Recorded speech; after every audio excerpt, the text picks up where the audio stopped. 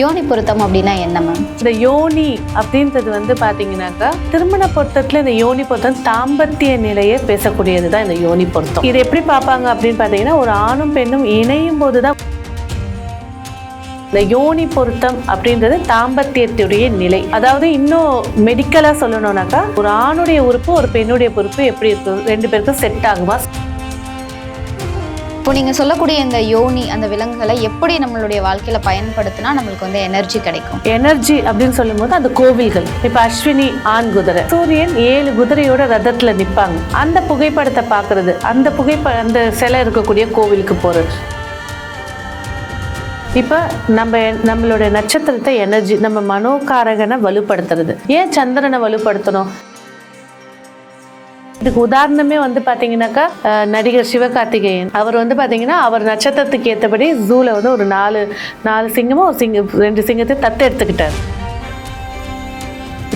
ரோகிணின்னு சொல்லும் போது ஆண் சர்ப்பத்தை சுட்டி காட்டக்கூடியது.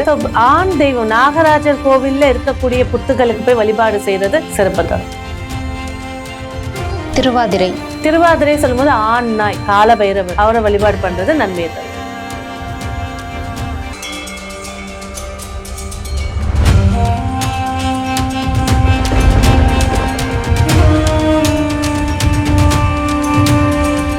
யூ தமிழ் பக்தி நேயர்களுக்கு வணக்கம். இன்றைய நேர்காணல்ல ஜோதிட சிரோன்மணி பேராசிரியர் டாக்டர் ரேவதி ராஜேஷ்கண்ணா அவர்கள் இணைஞ்சிருக்காங்க. ஜோதிடம் சம்பந்தமான நிறைய விஷயங்கள் கேட்டு தெரிஞ்சுக்க போகிறோம், பேசலாம். வணக்கம் மேம். வணக்கம் மேம். எப்போவுமே திருமண பொருத்தம் அப்படின்னு பார்க்கும்போது நிறைய பொருத்தங்கள் சொல்கிறாங்க. முன்னாடிலாம் 51 பொருத்தங்கள் வரைக்கும் பார்த்ததாகவும் இப்போ படிப்படியாக குறைஞ்சிட்டு வரதாகவும் சொல்கிறாங்க. அதுலேயும் குறிப்பாக யோனி பொருத்தம் அப்படின்னு ஒரு விஷயம் சொல்கிறாங்க. யோனி பொருத்தம் அப்படின்னா என்ன மேம்?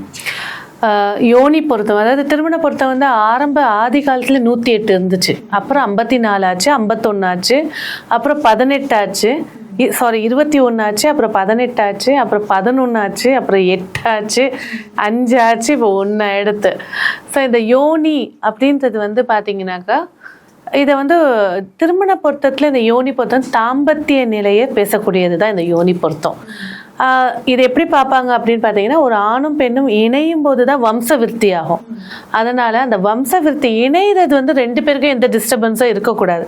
அதனால தான் ஒரு நட்சத்திரத்துக்கும் ஒவ்வொரு மிருகங்களை கொடுத்துருக்காங்க.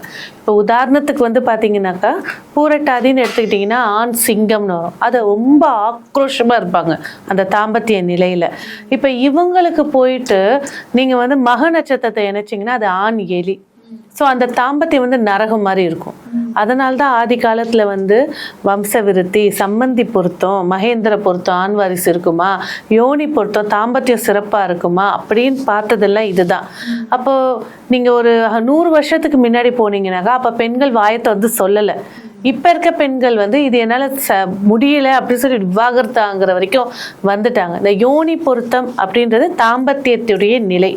அதாவது இன்னும் மெடிக்கலாக சொல்லணும்னாக்கா, ஒரு ஆணுடைய உறுப்பு ஒரு பெண்ணுடைய உறுப்பு எப்படி இருக்கு, 2 பேருக்கும் செட் ஆகுமா செட் ஆகாதா, இதுதான் இந்த யோனி பொருத்தம். மெடிக்கலாக பேசணும்னா, இதை பாரம்பரிய ஜோதிடப்படி பேசணும்னா தாம்பத்தியம் சிறக்குமா, இவனுடைய விந்தானு அந்த கர்ப்பப்பை வந்து தாங்குமா, அதுதான் விஷயம்.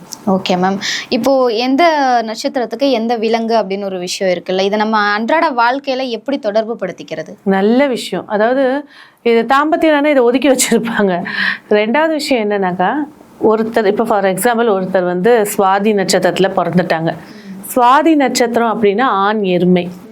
அப்போது அந்த எருமையுடைய புகைப்படம், அந்த எருமையுடைய பொம்மை இவங்க வச்சிருக்கும் போது, ஏன்னா அந்த நட்சத்திரத்துக்கு மேலே தான் சந்திரன் நிற்பார். இப்போ என் நட்சத்திரம் என்ன அப்படின்னா, சந்திரன் எந்த நட்சத்திரத்தில் இருக்கோ அதான் நட்சத்திரம். சந்திரன் தான் ஒரு ஜாதகத்தில் மனோகாரகன், மனநிலையை சொல்லக்கூடியவன். ஒரு ஜாதகத்தில் சந்திரன் ராகு சேர்ந்துருச்சு, சந்திரன் கேது சேர்ந்து சைக்கோ, பேச மாட்டாங்க. சந்திரன் செவ்வாய் போந்துச்சு, டென்ஷன் பார்ட்டி. சந்திரன் சூரியன் சேர்ந்துருச்சு, அதிகாரமா, எல்லா இடத்துலையும் அதிகாரம் தூள் பறக்கும். சந்திரன் புதன் சலன புத்தி, சந்திரன் சுக்கிரன் அழகுதான் முக்கியம்னு பேசுறவங்க. அப்போ இந்த சந்திரன் எந்த நட்சத்திரத்துல இருக்கோ அதுபடிதான் பிரதிபலிக்கும். ஏன், சூரியன் கிட்டேருந்து ஒளி வாங்கி தான் சந்திரன் பிரதிபலிக்குது. அந்த சந்திரன் ஒரு குழந்தை பிறக்கும் போது எந்த நட்சத்திரத்துல இருக்கோ அதுதான் பிரதிபலிக்கும். அப்படி பிரதிபலிக்கும் போது தவறாக இருந்துருச்சு, ஒரு குழந்தை என்ன சொன்னாலும் புரிய மாட்டேங்குது, சைக்கோத்தனமாக இருக்குது, படிக்க மாட்டேங்குது, அடம் பிடிக்குது, வினோதமாக நடந்துக்குது, அப்போ அந்த மனசை வைப்ரேஷனை கரெக்டாக சீர்படுத்தணும். அப்போ என்ன செய்யலாம், இந்த குழந்தை எந்த நட்சத்திரத்தில் பிறந்திருக்கு, அந்த மிருகத்தோடைய புகைப்படத்தை வைக்கலாம். இதே இன்னொரு டாப்பிக்காக எப்படி அதிர்ஷ்ட தெய்வமாக பாரு. இப்போ ஃபார் எக்ஸாம்பிள் வந்து பார்த்தீங்கன்னா சுவாதி நட்சத்திரம் ஆண் எருமைன்னு, அப்போ விஷ்ணு துர்கை அப்படிங்கிறவ எருமை மேலே தான் நிற்பா. அப்போ என்ன சொல்லுவாங்க ஜோதிடர், நீ போய் விஷ்ணு துர்கைக்கு ஒரு விளக்கேற்றி சாமி கும்பிடு, குழந்தையோட மனசு சரியாயிடும். இவங்க போய் அந்த நிற்கும் போது அந்த யோனி சொல்லக்கூடிய இவங்களுடைய நட்சத்திர மிருகம் அங்கே இருக்கும் போது வைப்ரேஷன் கிளென்ஸ் பண்ணி கொடுக்கும், அந்த வைப்ரேஷனை சீர்படுத்தி கொடுக்கும், மனதை திடமாக்கி கொடுக்கும். இதுதான் இதில் இருக்கக்கூடிய ஒரு அஸ்ட்ராலஜியில் இல்லாத டாப்பிக்கே கிடையாது, அஸ்ட்ராலஜியில் இல்லாத சீக்ரெட்ஸே கிடையாது. ஒரு மனுஷன் சீக்கிரமாக ஜெயிச்சிடலாம், அதில் எப்படி போகலான்றது வரைக்கும் நம்ம சொல்லலாம். இப்போ நீங்கள் சொல்லக்கூடிய இந்த யோனி அந்த விலங்குகளை எப்படி நம்மளுடைய வாழ்க்கையில் பயன்படுத்தினா நம்மளுக்கு வந்து எனர்ஜி கிடைக்கும்? இப்போ வந்து பார்த்தீங்கன்னாக்கா எனர்ஜி அப்படின்னு சொல்லும் போது அந்த கோவில்கள், இப்போ அஸ்வினி ஆண் குதிரை, சூரியன் 7 குதிரையோட ரதத்தில் நிற்பாங்க, அந்த புகைப்படத்தை பார்க்குறது, அந்த சிலை இருக்கக்கூடிய கோவிலுக்கு போகிறது, சூரியனார் கோவிலுக்கு போகிறது. இப்போ பரணி அப்படின்னா ஆண் யானை, பட்டத்து யானை எங்கே இருக்கும், கோவில் வாசலில் இருக்கும். அந்த பட்டத்து யானை ஆண் யானையை போய் இவங்க பார்த்து வழிபாடு செஞ்சு ஒரு விளக்கேற்றியோ இல்லை ஒரு சாப்பாடு கொடுக்குறதோ, அதாவது வழிபாடு செய்கிறது அதிர்ஷ்டத்தை ஏற்படுத்தி கொடுக்கும். அப்போ இவங்க நட்சத்திரம் என்ன, அந்த நட்சத்திரத்துக்கு என்ன மிருகம், அந்த மிருகத்து இருக்கக்கூடிய தெய்வத்தை போய் வழிபாடு செய்யும் போது மிகப்பெரிய ஒரு சக்ஸஸை கொடுக்கும். இப்போ நம்மளோட நட்சத்திரத்தை எனர்ஜி, நம்ம மனோகாரகனை வலுப்படுத்துறது. ஏன் சந்திரனை வலுப்படுத்தணும், இப்போ ஒருத்தர் சூரியன் தசை நடக்குது, செவ்வாய் தசை நடக்குது, குரு தசை சந்திரன் எந்த நட்சத்திரத்தில் இருக்காதோ அதான் அந்த குழந்தைக்கு ஆரம்ப தசை, சாவர வரைக்கும் நடக்கிற தசை இந்த சந்திரன் தான் தீர்மானிப்பான். அப்போது உங்கள் நட்சத்திரத்துக்கான மிருகங்கள் கண்டிப்பாக இருக்குது, உயிரோடு இருக்கிற மிருகங்கள் தான் நம்ம சொல்ல போகிறோம். அந்த மிருகங்களுக்கு உணவு கொடுக்கும்போது உங்களை நீங்களே எனர்ஜி ஆயிக்கிறீங்கன்னு அர்த்தம். அந்த மிருகங்களை வளர்க்கும் போது, சில மிருகங்கள் வளர்க்க முடியாது, இப்போ சிங்கம்லாம் சொன்னால் நம்மளால வளர்க்க முடியாது. அந்த சிங்கம் இப்போ ஜூ இருக்குது அப்படின்னா சிங்கத்தை பராமரிப்பாங்க, அங்கே போய் நம்ம ஒரு காசு கொடுக்குறதோ இல்லை அதுக்கேற்ற ஒரு உணவு, ஒரு 1/2 கிலோ மட்டனோ சிக்கனோ எடுத்துகிட்டு போய் கொடுத்தீங்கன்னா கொடுத்துருவாங்க. அந்த உணவு கொடுக்கறது உங்கள் உடம்பில் இருக்கக்கூடிய மனசை வலிமைப்படுத்தி எனர்ஜி ஆக்கி கொடுக்கறது தான் இதில் இருக்கக்கூடிய தாந்திரீகமான ஒரு சீக்ரெட்.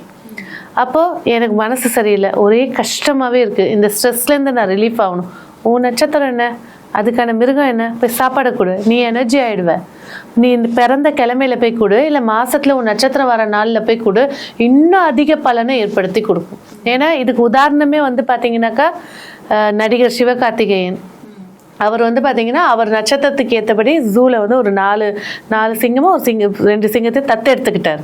அதுக்கப்புறம் தான் பயங்கர ஹிட் ஆனார். இந்த மாதிரி நடிகர்கள், அரசியலில் இருக்கக்கூடியவங்க, பிரபலமாக இருக்கக்கூடியவங்க மறைமுகமாக அவங்க நட்சத்திரத்துக்கு உண்டான மிருகங்களுக்கு உணவு கொடுத்து எனர்ஜி ஆயிக்கிறது, அவங்க நட்சத்திரத்துக்கு உண்டான தெய்வத்தை கும்பிட்டு வாழ்க்கையில் அதிர்ஷ்டத்தை பெறுறது. இதுதான் சீக்ரெட். மேம், இப்போ 27 நட்சத்திரக்காரர்களுக்கும் ஒரு விலங்கு இருக்கும், ஒரு தெய்வம் இருக்கும், அதை வழிபடணும் அப்படின்னு சொல்லியிருக்கீங்க. இப்போ 27 நட்சத்திரத்துக்கும் என்ன விலங்கு அப்படின்றத சொல்லிடலாமா மேம்? அஸ்வினி ஆண் குதிரை, 7 குதிரையை ரதத்தில் ஏந்தின சூரிய பகவான். பரணி ஆண் யானை, எல்லா கோவில்கள்லையும் பட்டத்து யானை இருக்கும், ஆண் யானை தான் வச்சிருப்பாங்க, அங்கே போய் வழிபாடு செய்யறது. கிருத்திகை பெண் ஆடு. ஸோ பெண் ஆடுன்னு சொல்லும் போது பார்த்தீங்கன்னா நவகிரகத்தில் செவ்வாய் பகவான் வந்து யானை மேலே உட்காந்துருப்பாங்க, செவ்வாயை தனித்து போனீங்கன்னா ஆடு மேலே தான் உட்காந்துருப்பார், இல்லைன்னா ஆடுகளுக்கு உணவு கொடுக்கறது. ரோகிணி ரோஹிணின்னு சொல்லும் போது ஆண் சர்பத்தை சுட்டி காட்டக்கூடியது. ஸோ ஆண் தெய்வம் நாகராஜர் கோவில்ல இருக்கக்கூடிய புத்துகளுக்கு போய் வழிபாடு செய்யறது சிறப்பு தரும். மிருகசீரிஷம் சொல்லும் போது பெண் பாம்பு, இது வந்து சார பாம்பு வகையை சேர்ந்தது. அப்ப சார பாம்புன்னு சொல்லும் போது விஷத்தன்மை கம்மியா இருக்குது. ஸோ நம்ம ஏரியால இருக்கக்கூடிய நாகத்தம்மன் கோவில், பெண் கோவில், பெண் சாரையில பெண் கோவில்ல போய் அந்த புத்துகள் வழிபாடு செய்யறது. திருவாதிரை சொல்லும் போது ஆண் நாய் காலபைரவர், அவரை வழிபாடு பண்றது நன்மையை தரும். புனர்பூசம் சொல்லும்போது பெண் பூனை. பூனைன்னு சொல்லும் போது எல்லா இடத்துலயும் நம்ம பூனைகளை பார்க்கலாம். ஸோ அந்த பூனைகளுக்கு உணவு கொடுக்கறது சக்தியை கொடுக்கும். பூசம் சொல்லும் போது ஆண் ஆடு. ஸோ ஆண் ஆடுகள் இருக்கக்கூடிய ஏரியால உணவுகள் கொடுக்கறது, அதெல்லாம் சிறப்புகளை தரும். ஆயில்யம் சொல்லும் போது ஆண் பூனை. பூனைகள் இருக்கக்கூடிய ஏரியா அந்த இதுல வந்து பாத்தீங்கன்னா நிறைய வசிய பொருட்கள் வந்து பாத்தீங்கன்னாக்கா இந்த புணுகு சொல்லக்கூடிய ஒரு பூனையிலேருந்து எடுப்பாங்க. அந்த மாதிரி புணுகு வச்சுக்கிறது இதெல்லாம் சிறப்பு தரும். மகம். ஆண் எலின்னு சொல்லும்போது விநாயகர் பாதத்துல இருக்கக்கூடிய எலி. பூரம். பூரம் சொல்லும்போது பெண் எலின்னு வரும். இது வந்து பாத்தீங்கன்னா இந்த மிக்கி மவுஸ் போட்டோஸ் வச்சுக்கலாம், இல்லையா ஒரு இடத்துல வந்து எலிகளுக்குன்னே ஒரு கோவில் இருக்கு, அங்க போகலாம். உத்திரம். எருதுன்னு வரும். ஆண் காளை. இந்த விவசாயத்துல இருக்கக்கூடிய காளை மாடுகளுக்கு உணவு கொடுக்கறது. காளீஸ்வரர் சிவபெருமான் காளையர் கோவில்ல இருக்கக்கூடிய சிவனை போய் வழிபாடு செய்யலாம். ஹஸ்தம் சொல்லும் போது எருமைங்க. எருமைகளுக்கு உணவு கொடுக்கறது. எருமைன்னு சொல்லும் போதே நம்மளுக்கு ஃபர்ஸ்ட் ஞாபகம் வருவது யமதர்மர் தான். யமதர்மர் கோவில்கள் எங்க இருக்கோ அங்க போய் வழிபாடு செய்யலாம். சித்திரை. ஆண் புலின்னு சொல்லும் போது பாத்தீங்கன்னா ஐயப்பன். சுவாதின்னு சொல்லும் போது எருமை, ஆண் எருமைன்னு வரும். ஸோ ஆண் எருமை சொல்லும் போது பாத்தீங்கன்னா இந்த விஷ்ணு துர்கை அவங்க பாத்தீங்கன்னா அம்பாள் நிப்பா, விஷ்ணு சக்கரத்தோட நிப்பா, பாதத்துல எருமை மேல நிப்பாங்க. அந்த கோவில் போறது சிறப்பு. விசாகம் சொல்லும் போது பெண் புலின்னு சொல்லும் போது பாத்தீங்கன்னா இந்த ஐயப்பன் கோயில போய் வழிபாடு செய்யும் போது கூட்டமா இருக்கக்கூடிய புலிகள் இருக்கும், இல்ல ஜூல போய் புலிகளுக்கு உணவு கொடுக்கலாம். அனுஷம் சொல்லும் போது பெண் மானுடைய புகைப்படங்கள் வச்சுக்கலாம். கலைமான்கள் சொல்லுவாங்க, அந்த மாதிரி மான்களுடைய உணவு கொடுக்கறதோ இல்ல அந்த வழிபாடுகள் செய்யறது சிறப்பு தரும். கேட்டை. ஆண்மான் சொல்லும் போது பாத்தீங்கன்னா சிவபெருமானுடைய கையில வந்து ஒரு ஆண்மான் இருக்கும், பஞ்ச் ஆஃப் கொம்புகளோட இருக்கக்கூடிய ஒரு மான். மூலம் சொல்லும் போது பெண் நாய் சொல்லும் போது பைரவரை வழிபாடு செய்யும் போது இந்த விஷயங்கள் வரும். நம்ம ரோட்ல வந்து குட்டியோட ஒரு நாய்கள் இருக்கு அப்படின்னு பாத்தீங்கன்னா இந்த மூல நட்சத்திரக்காரர்கள் அவங்களுக்குலாம் உணவு கொடுக்கும் போது எனர்ஜி சூப்பரா ஆகும். பூராடம். ஆண் குரங்கு அப்படின்னு சொல்லும் போது அனுமார வழிபாடு செய்யறது நன்மையை ஏற்படுத்தி தரும். உத்திராடம் சொல்லும் போது கீரின்னு வருங்க. கீரியெல்லாம் பார்க்கறது கொஞ்சம் இதுதான், ஆனா நீங்க வந்து இந்த போட்டோஸ் எடுத்து இதுல வச்சுக்கிறது இதெல்லாம் சிறப்புகள். போன்ல வச்சுக்கிறது, லேப்டாப்ல வச்சுக்கிறது சிறப்பு தரும். திருவோணம். பெண் குரங்கு அப்படின்ற போது பாத்தீங்கன்னா அஞ்சனா தேவி மடியில அனுமார் உட்கார்ந்துருப்பாரு, அந்த தெய்வங்களை வழிபாடு செய்யறது சிறப்பு தரும். அவிட்டம் சொல்லும் போது பெண் சிங்கம் சொன்ன உடனே நம்ம வந்து பிரத்யங்கிரா வந்து ஆண் சிங்கத்துலதான் உட்கார்ந்துருப்பாங்க, ஆனா இந்த தெய்வத்தையும் சேர்த்து வழிபாடு செய்யலாம். சதயம் சொல்லும் போது பாத்தீங்கன்னா பெண் குதிரைக்கு உள்ள வழிபாடுகள் வந்து குதிரைகளுக்கு உணவு கொடுக்கறது தான் சிறப்பு. பூரட்டாதி ஆண் சிங்கம். பிரத்யங்கிரா தேவியை போய் பாத்தீங்கன்னாக்கா ஆண் சிங்கத்துக்கு மேலதான் உட்கார்ந்துருப்பாங்க. உத்திரட்டாதி பசு. காமதேனு, நீங்க வந்து கோவில்ல இருக்கக்கூடிய காமதேவனுக்களுக்கோ சரி பசுக்களுக்கோ உணவு கொடுக்கறது சிறப்புகள் தரும். பசுக்களுடைய போட்டோல இந்த முக்கோடி தேவர்களும் நிக்கிற மாதிரி ஒரு போட்டோஸ் வருங்க, அது வச்சுக்கிறது சிறப்பு. ரேவதின்னு சொல்லும் போது பெண் யானை சொல்லும் போது பாத்தீங்கன்னா குட்டிகளோட இருக்கக்கூடிய யானைகள், அந்த யானைகளுக்கு உணவு கொடுக்கறது இல்ல விநாயகர் பெருமான வழிபாடு செய்யறது சிறப்பு தரும். நன்றி.